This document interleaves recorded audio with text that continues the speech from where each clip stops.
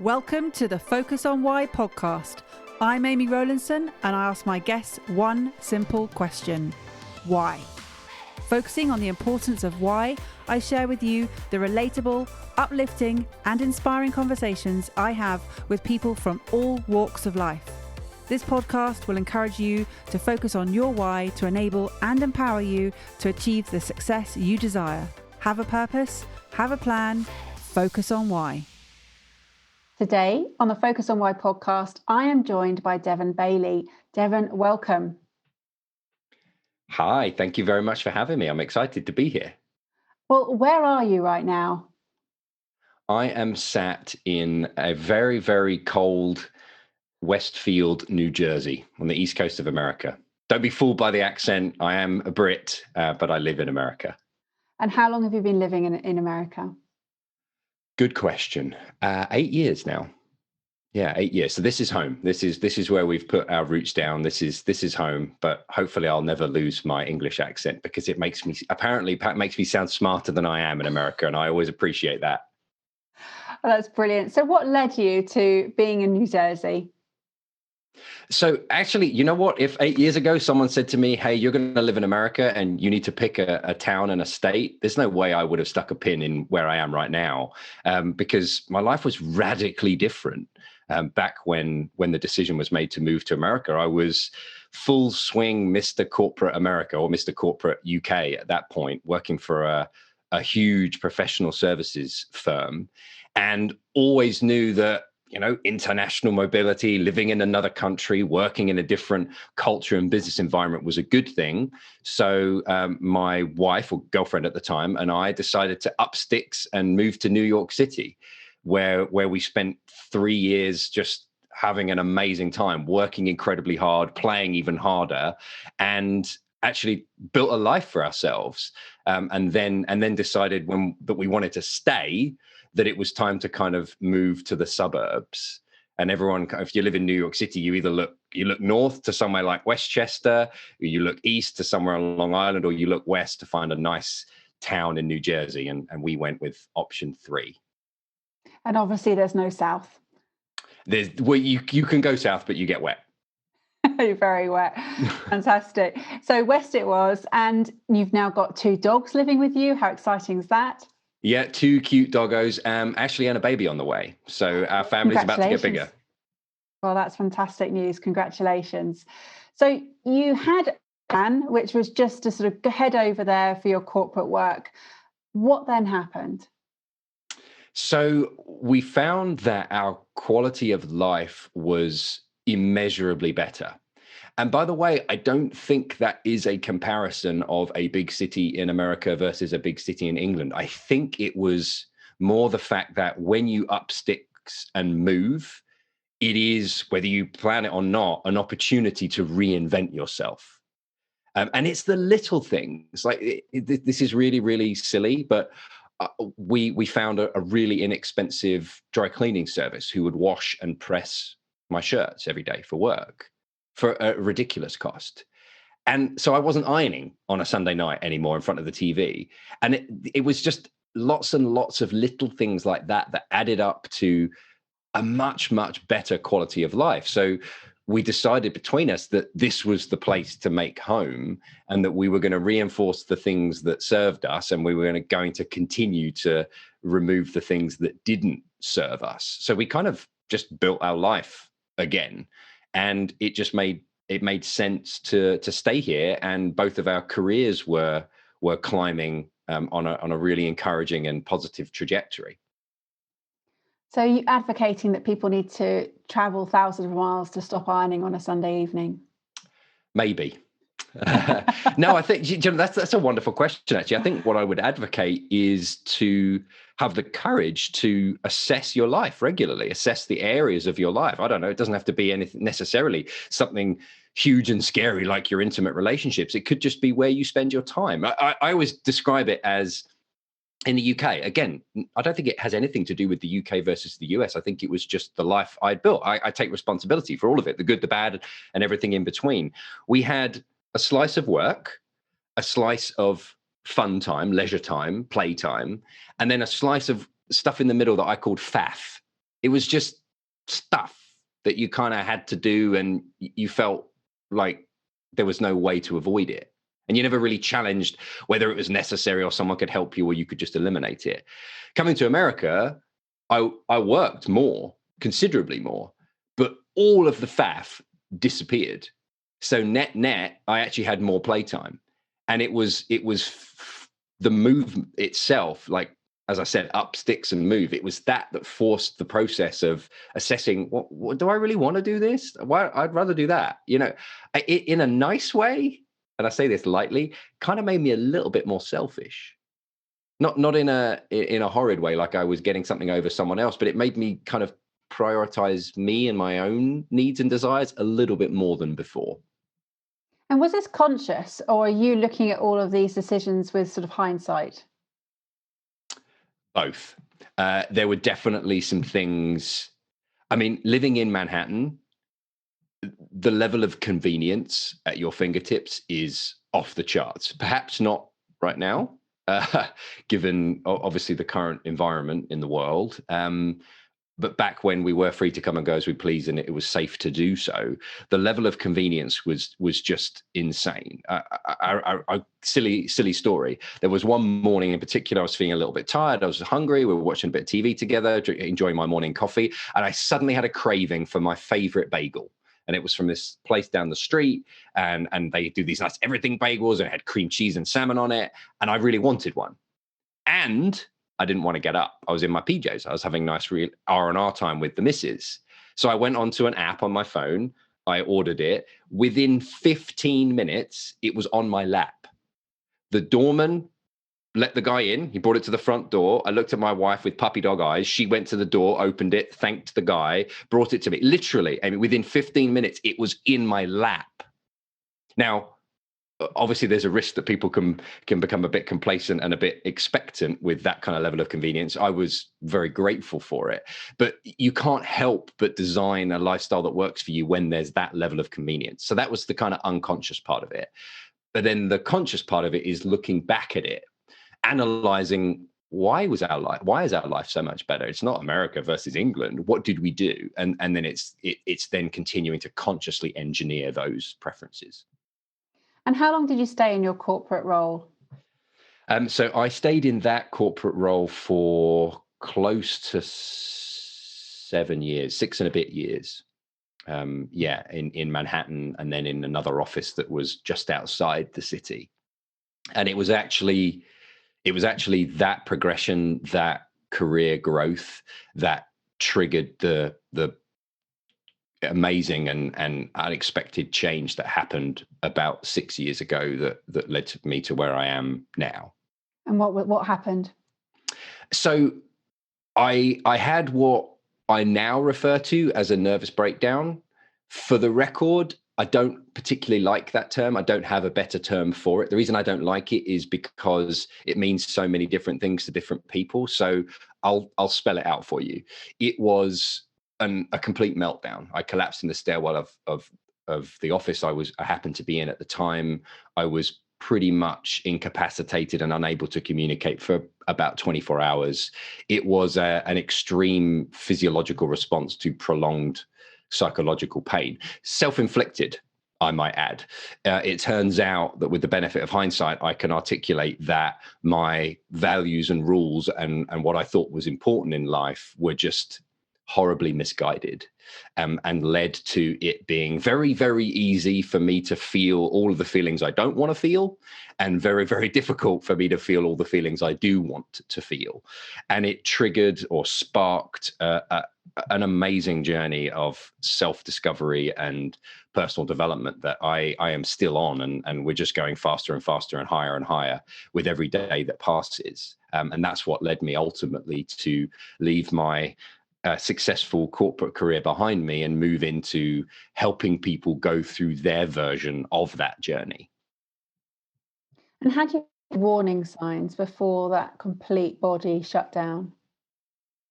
Oh yeah, lots of warning signs. The That's actually great. No one's asked me that before. And I've just realized that the reason why they were unhelpful warning signs was because they were all related to stress, tension, putting on body weight, etc. That for the most part, people think is par for the course. You know, how many people do you know, no offense, in the corporate world who think that, staying late, getting in early, being stressed, getting cranky, overreacting to things is actually kind of cool. It's a badge of honor because I have a really big important job. That's why I'm so stressed. So though my body was telling me for months, if not years, that we had a problem, I just thought it meant I was this hotshot businessman climbing the ladder. So I ignored the signs until my body did something that I couldn't ignore. So your misalignment of values caused you to have this breakdown. What happened thereafter? Actually, there was a pivotal moment that happened during a counseling session. Actually, I was working with this lovely, lovely, sweet woman, and she got really mean all of a sudden because I was struggling. I was still kind of, I would get short of breath and panicky whenever I thought about anything about the future, anything to do with the career. And I remember just kind of almost frustrated with myself, saying to her, "It's fine. I just need to recover from this. Once I recover from this, I'll be fine." And she just looked at me and she said, "Recover? What do you mean recover?" And I kind of backed off. And she said, "This isn't something you just recover from. You need to make changes. You actually have to change, or this will just happen again." And I remember it just hit me. And I thought, oh, it has nothing to do with what's going on around me. And it has everything to do with what's going on inside of me. And as weird and hippy dippy woo woo as that sounds, I now get it. I now know that is a secret that not many people know, and that is that how you feel in any given moment actually has nothing. I mean, nothing to do with what's going on around you. It's all to do with our thoughts about what's going on. And of course, we get to control that. So that was the point where I suddenly went inwards and thought, oh, we have some work to do. And that's what sparked me studying and learning and speaking to people who had the results I wanted in life, who had health and vitality, deep and meaningful relationships, successful careers, businesses they loved. They jumped out of bed in the morning. I was like, these people are doing something different to me. These people know something I don't know. When might now be a good time to try and find out what that is? And that's what sparked this kind of obsessive journey of study for me. And you say it's almost like a secret. I mean, obviously the information is there for people to work this way, but it's just not the way that we've been brought up. And you talk about the values, and values for me is a crucial part of our everyday life. And yet so many people, if I ask them, what are your core values, they can't answer that question. Yeah, it's amazing, right? Can I share an example of what used to be the number one value for me and how my brain defined it? So to me, and people have different definitions. So if you don't mind, I'll share my definition. To me, a value or a virtue is actually an emotional state that's important, that we predetermine for ourselves, is important for us to feel a lot of the time or not to feel. For example, embarrassment or shame is a value. And I don't know about you, but I don't like the feeling of either of those. So those are what I would call a value that I would move away from, as opposed to success, vitality, passion, connectedness, all those wonderful values that you want to move towards. You want to feel those. Well, unsurprisingly, Mr. Corporate America, there's lots of us, there's lots of Miss Corporate Americas too. Our number one for me was success. And everyone defines success differently. But what I discovered was not only do we all have a different definition of success, but there's actually programming in our brain running in the background that are rules where certain things have to happen, maybe in a certain order, maybe at the same time or different order, in order for your brain to say, Devan, you're successful. So I'm going to share with you what my old values were for success. My old rules. They were that I had to be number one. Now, I don't even know what that means, but it was in there as a program file. I had to be the best at whatever it was I was doing. Equally dumb. I had to be, this one's really good, I had to be publicly recognized for whatever it was I was doing. And the fourth one, which is my ultimate favorite, is to be successful. Get this.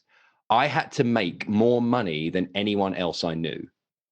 Now, not more than anyone on the planet, thankfully, because that's clearly not possible, but more than anyone I knew. And I actually, looking back at it, I remember when people would come into my friend group, I don't know, some guy who you meet at a party and he's a lawyer, or she's a surgeon.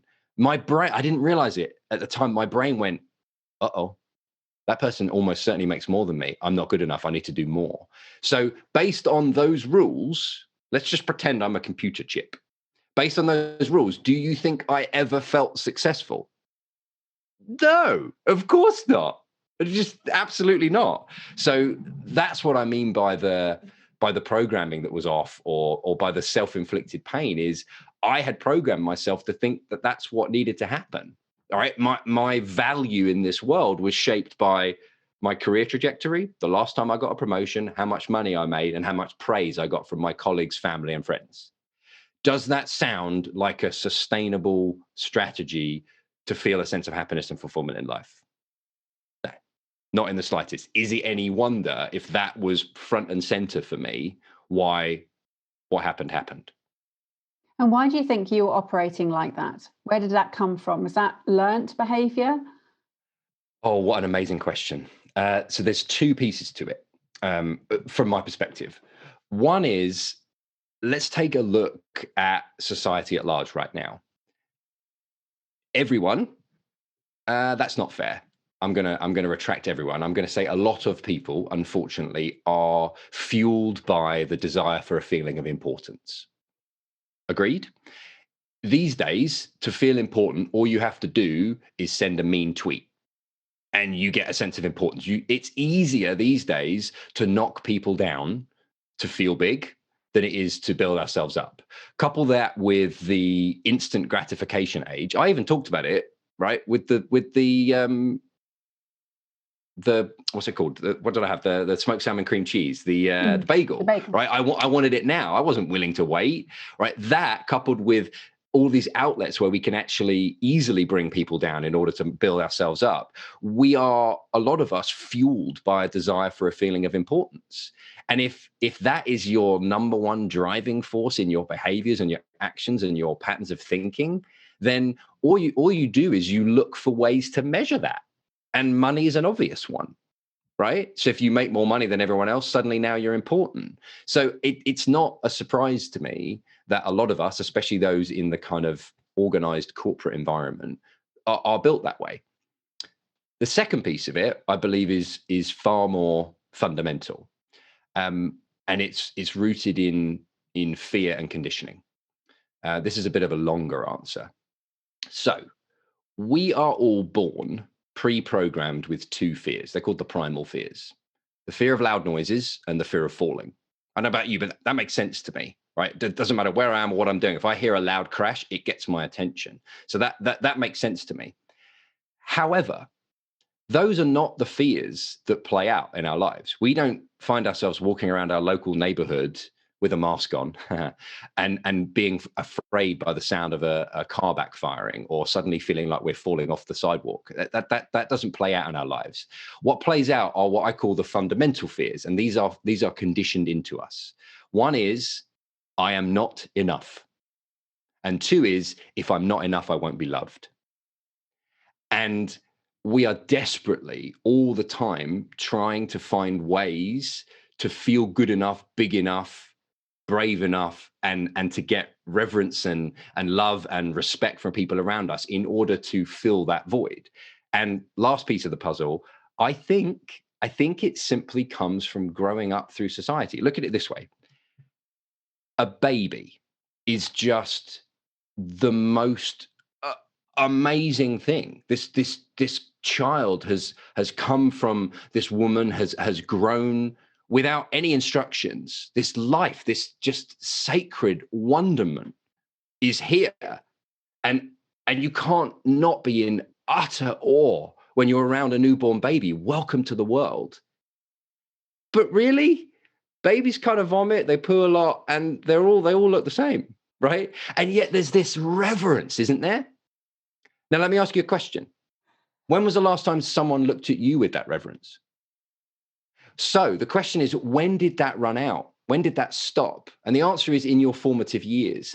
And unconsciously, as a kid, I don't know, 2, 3, 4, 5, 6, somewhere along there, you are desperately trying to act and behave in a way to get that back. Like, well, what's wrong with me? There's something missing. The reference has got, I'm not good enough anymore. I got to do this, which is why, of course, we're shaped powerfully by the love we crave the most as a child, whether it's our mother or father or someone else in our life. So that, for me, is where that fundamental fear comes from, is we're constantly trying to act and behave in a way to get people to love us.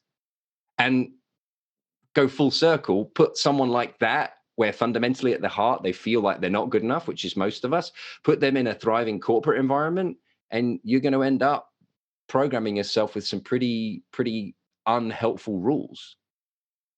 So once you dropped your sort of societal values and created your own new beliefs and your own new rules, what then? Well, a great question. And I would say it is surprisingly easy, maybe not easy, straightforward to change your rules. It really is. And I would say it wasn't so much me completely casting off what I currently was, what I was programmed with at the time. It was more of a realization that there was more to seek, if that makes sense. So the what next was continuing to explore what really mattered. And that sounds cheesy. I think you know what I mean. Continuing to explore what really mattered. And then that kind of set a fire going inside of me, a sense of there was something I was supposed to be doing. And I will say it was really uncomfortable because I didn't understand it. It didn't make sense to me. It wasn't clear what that was. And by the way, who am I to think that there's something I'm supposed to be doing, right? It sounds profoundly arrogant to say that about yourself, though now I would say it's absolutely true, and I believe it to be true for all of us. I think we all have a unique set of skills and abilities, and it's our responsibility to find a way to deliver those to humanity through the form of service. I am convinced that that is the point. So I don't now think it's supremely arrogant, but I certainly did at the time. So the next step was to figure out what was this burning desire? Why was it there? What did it mean? And what was I supposed to do with it? And what were the answers to those 3 questions? Well, it brings us to the why, actually, quite beautifully. To me, living with a sense of purpose is incredibly powerful. I don't mean living your purpose. I mean living with purpose. I don't think we all have one purpose. I think it changes moment to moment depending on what we're doing. I also think the kind of overarching story of our life changes over time. So I think it's about living with purpose, living with a sense of purpose, meaning knowing why you're doing whatever it is you're doing at a macro level and a micro level. So sat there in feeling this sense of, there's something I'm supposed to be doing. There's a direction I'm supposed to be going in. I don't think that waking up cranky on a Monday morning, only ever being happy on a Friday night on my way home from work, and looking forward to 2 or 3 vacations a year, that didn't make sense to me anymore. Like, really? This is it? This is what I was made for? Like, it didn't make sense. So I started to ask why. And actually, I will never forget when I got the answer. I thought, because I'm a logical guy, I would apply stuff I'd learned in the corporate world, right? Any of your listeners or you who have experience in the corporate world will have probably heard of something called a root cause analysis. You know, someone makes a mistake in their role, something goes wrong. You ask why. The first answer you get back is not the real reason, right? You got to keep asking why until you get to the root of the problem. We all, I think, understand the power of doing that. So I thought, well, I'll do that on me. Why not? I'll ask myself. So Devan, and I did this in a car. I was driving to work at the time. I wouldn't necessarily recommend doing it while driving. I said, why is it so important for you to be successful and to make an impact in the world of personal development? Like, why is that so important to you? And I sat there for a moment, and I said to myself, well, honestly, it kind of fits. It sort of makes sense. People have often said you're a people person, whatever that means, right? I don't really know what that means. So yeah, I mean, it kind of makes sense. And you'll notice that when you do this kind of root cause analysis on yourself, the first few answers are very much from the head, right? And the idea is if you keep going, you get the answer from the heart. So I thought, all right, let's keep going. So Devan, why is it so important for you to stay in keeping with this skill set of being a so-called people person? And the answer that came back was, well, I think personal development makes sense. And I think that is what I'm supposed to be doing. Okay. So, Devan, why is it so important for you to do what you think you're supposed to be doing? You can feel it started to soften slightly. And I said, well, I was like, I want to do something meaningful with my life. Right. You can feel it's there starting to shift. And so I kept going because that's clearly not it. And I said, well, then why is it so important for you to do something meaningful with your life? And I started to feel a little bit emotional at this point. And I said, well, because we only get one life in which to become everything we can. Oh, and I felt the weight of that. And then I said to myself, okay, well, why is it so important for you to become everything you can be? And I was not expecting the following answer. What came out was because I want to honor my maker. Then I thought, well, there's definitely more to go here. Why is it so important for you to honor your maker? And I felt very emotional at this point, was welling up a little bit. And I said, because I want to feel loved and connected. I've always had this deep need to connect with people. And then I thought, for good measure, let's go one more. Why is it so important for you to feel loved and connected? Why is it so important for you to connect with other people? And I will never forget this.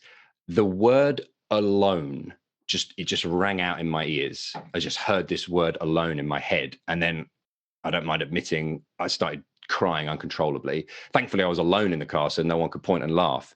And the following answer came out, and this is my why. Because at times in my life, I felt so lost and alone, I can't bear for another human being to feel the same way. So when someone says, why is it important for you to be successful and impactful in the personal development world? It's nothing to do with practicalities and being a people person. It's because I felt so lost and alone. I can't bear for others to feel that way. So it took you 9 whys to get there. Something like that, yeah. Well, I mean, the ones that you just shared just then, there might have been some in between, but I was just counting as we were going along. And yeah, absolutely, just keep on asking. Because as you say, the superficial first answer is a societal sort of response. You know, it's a superficial, conscious level response, as you say. And then when you start to dig deep and actually get to the root of it, it is a very personal reason, and that's what drives you. So yes, there are different multiple whys in life, and you know why the whys that come in layers, but essentially the core of everything you're doing is because of not wanting other people to feel how you felt at one point in time. Yeah. And yeah, exactly. That's beautiful. I mean, I would say it even stacks up with the values and rules we discussed, because my number one value now, and honestly, I think it always was, I just was so obsessed with trying to become successful. Well, I was successful. I just could never meet my own definition. My number one value, and this is my oxygen, is what I define as connectedness. And I define it now. My rules are incredibly easy. They are a kind exchange of words with someone. They are making eye contact with someone. They are any kind of physical touch, and it can be an elbow shake or a fist pump. Doesn't have to be a hug or anything more intimate. And if I'm present with someone, any of those, doesn't have to be all of them, doesn't even have to be more than one. If I get any of those, it could be a sales professional. I was on the phone with a sales associate earlier on from a company I buy from, and I paused for a moment and asked this lady how she was. And she asked me. I felt connectedness with this other human. And it's easy for me to feel that way. And the best way I can define connectedness without explaining it like that is, for me, it's the opposite of alone. That's it. So it makes sense, doesn't it? That what I'm desperately trying to rid the world of is this sense of being lost and alone. And actually, it's because what I want to feel most is the opposite of that. So it ties in perfectly. And you use the word connectedness, and that's a word that I associate with Clifton Strengths. I don't know if that's something. Yeah, I'm familiar with that. Yeah. Okay, so connectedness is also it's actually my 5th strength, or in the top 5, Interesting. So I totally get it, and I understand where you're coming from. The other, and I think this is something that's really important, is to understand your strengths in life and not take them for granted, because they keep showing up, and yet often you don't see them.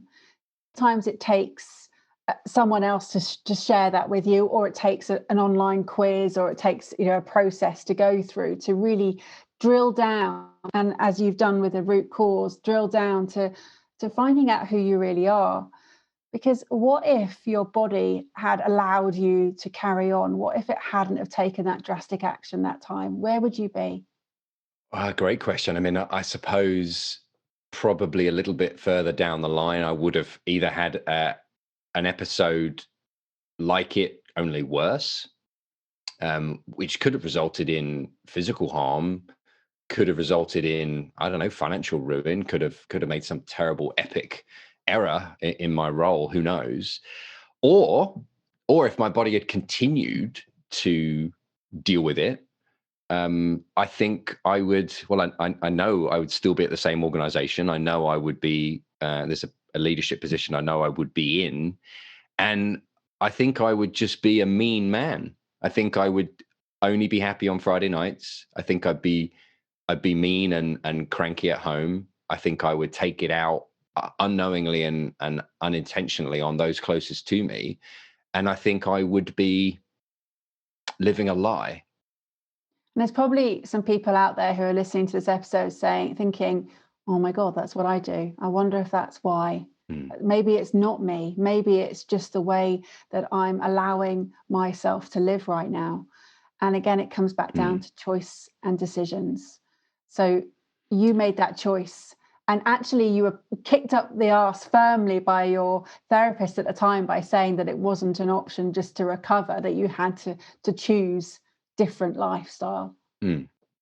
Yeah, I hear you, and I would be willing to bet some of your amazing listeners do feel that way. So I would love to say that my objective here for people I work with, especially those in a corporate job, is not to encourage them to quit and go start their own organization. That's not it.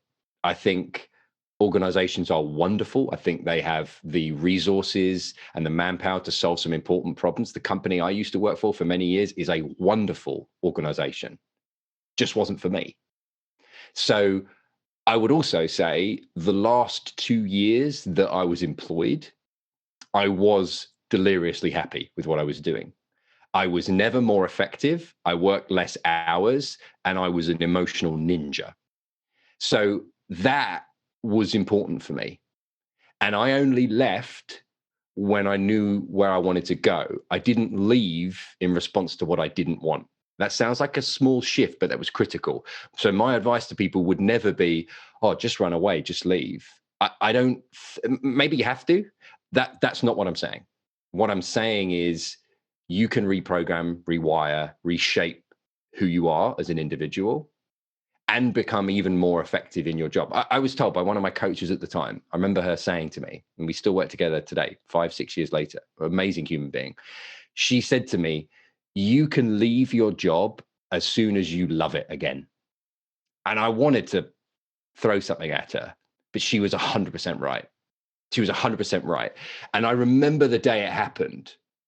It didn't make sense to me to move away from something I didn't want. It made sense to move towards something I did want. And I was waiting and preparing myself for when that moment came, and it did eventually come.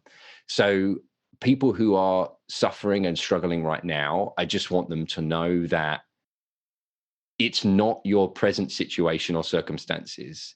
It's your programming and what you focus on. And we can shift those and change those quickly and easily. You don't need to leave your job to magically be happy. We just need to do some inner work. And it's tough and it hurts, and it's 100% worth it. And your realization of exploring what really mattered has set that fire, as you say, inside you. Now it's sort of like a constant burning. How does that feel to know that you're in a job that you are 100% in alignment with? It's amazing. So I'm gonna give the excited, lovely answer, and then I'm gonna give the kind of slightly delicate truth beneath it as well. I honestly, I'm about to say this. This is your people are probably going to want to slap me. This is 100% true.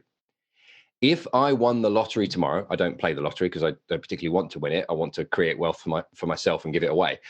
If I won the lottery tomorrow, I wouldn't do anything different. I wouldn't. Or if I'd won it last night, I promise you, I would still have been here today to meet with you. It is not, it's just not about the money. Yes, we need to make money because groceries cost money. You can't just go into your local grocery store and leave with what you want. They tend to arrest you for that, right? I get it. Money is a means of exchange. That's not my currency anymore. My currency is whether I'm moving towards the man I know I am at my core, and whether I am helping others, because I believe that this life is not about us. It's about the lives of those we touch. And the sooner we realize that, the better off we'll be. So how does it feel to be doing something I love? It feels like I would do this anyway. Retirement is no longer a concept for me. Why would I retire from this? I don't go to work anymore. I do stuff. I don't always want to do the things I have to do. I still get scared. I still get concerned, but I don't go to work anymore. I do something I love. Like there isn't anything I've experienced that's as amazing as that. What a gift. So that's the amazing wow part of it, which I stand by. It's the truth. The other part is it's hard, like seriously hard, way harder in different areas than what I thought. Right now in my life, I have never had more uncertainty, more issues, more challenges, more things to deal with, and more unknowns than ever before. And I've never felt more alive. I couldn't describe it any better. You're certainly in that sort of scenario where there's nowhere to hide, because the buck stops at you, in terms of you are in control of your diary, you're in control of what is going to happen with your marketing, you're in control of everything that you do, the people that you reach out to, the people you speak to every day. And you take a day off, then nothing really happens. That's a scenario.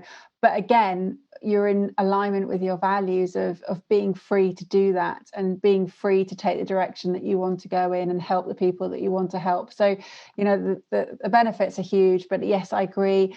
Running your own business is hard for everyone. And I think it was great advice that you gave earlier, that a lot of people think they need to jump ship if things aren't right. Actually, that's not the scenario. And, there is ways of finding out or finding alignment with the work that you're doing, and seeing where you can be valued more, and you can find value in your work without having to sort of say, right, I need another job. And speaking to your employer about how that works is probably the first step, instead of just saying, that's it, I'm done, I'm out. So what's next on the horizon for you, Devan? Love that question. So we actually just started doing virtual events. We did have plans to do in-person stuff, which obviously we've pivoted and changed. So we are doing a lot more in the event space. I mean, I absolutely love working with people individually or in group coaching. That is the bread and butter, and that is how I learn and grow, honestly. So there'll be more and more and more of that as I make my schedule more and more available to work with my clients one-on-one or in groups.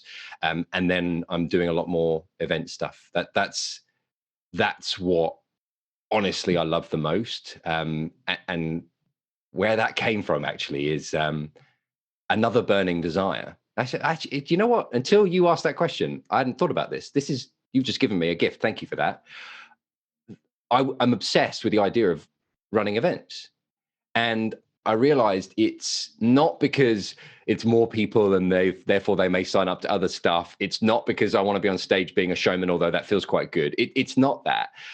It's because the greatest moments of growth and just immense positive emotions I've ever experienced have been at events, immersion experiences where I've accessed emotional states either I didn't even know I had or haven't for the longest time. And I've realized that the greatest gift I could give someone is access to those same emotions. And the way I believe to do that is through an event. So that's what's next is more and more events, more and more speaking engagements, getting in front of people more and more to help them.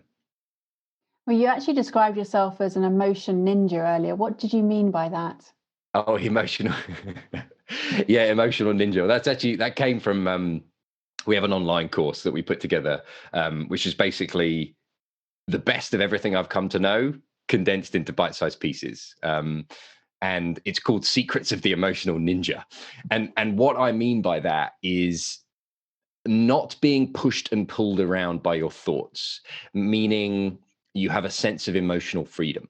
You have the consciousness and the power to determine what's going on and how you feel about it, as opposed to being at the mercy of the life around you. I describe it as being the director of your life rather than the manager of your circumstances. Yeah, most of us manage what's going on around us, whereas only some of us have the gift of being able to direct our lives. So that to me is what an emotional ninja is where you are able to be calm and measured no matter what's going on around you. You know, putting a little bit of distance between you and the events and being able to respond wisely rather than react blindly. Oh, that makes a lot of sense. And I sort of determine those two sort of different scenarios, but the difference between existing and living. So again, Yeah. living with control or just existing and just sort of rolling with the punches. So yeah, fantastic. Devan, it's been really great having you on the show. And thank you so much. This is actually your second time because you did sneak into the 100th episode. So well done on that one as well. I did. Fantastic. Thank you. And thank you for reaching out and just saying that you're a fan of the show, and that's how this whole conversation started. So appreciative of that.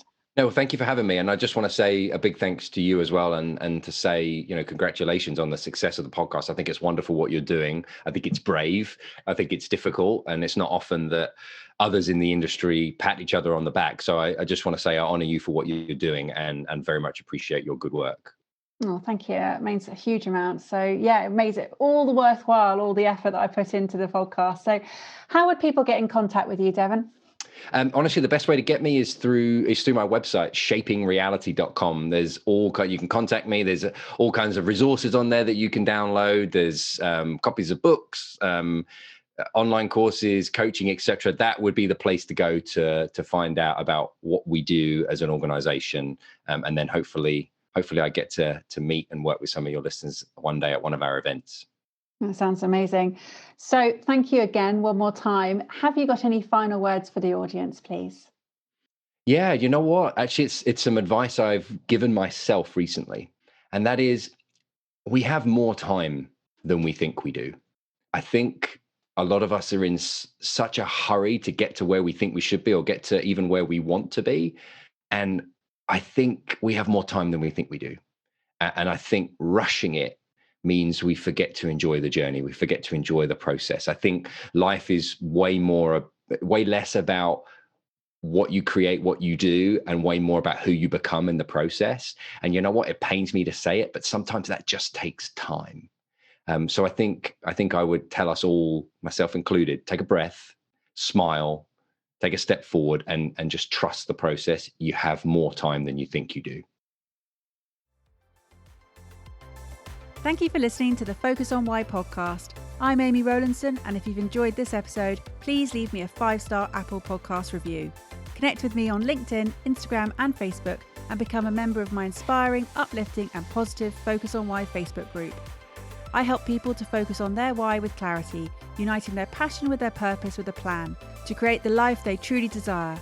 If you would like me to help you focus on your why, then please book a free 20-minute coaching call via calendly.com/Amy Rowlandson. And if you haven't already, please sign up for the Friday Focus weekly newsletter via my website, amyrowlandson.com. Have a purpose, have a plan, focus on why.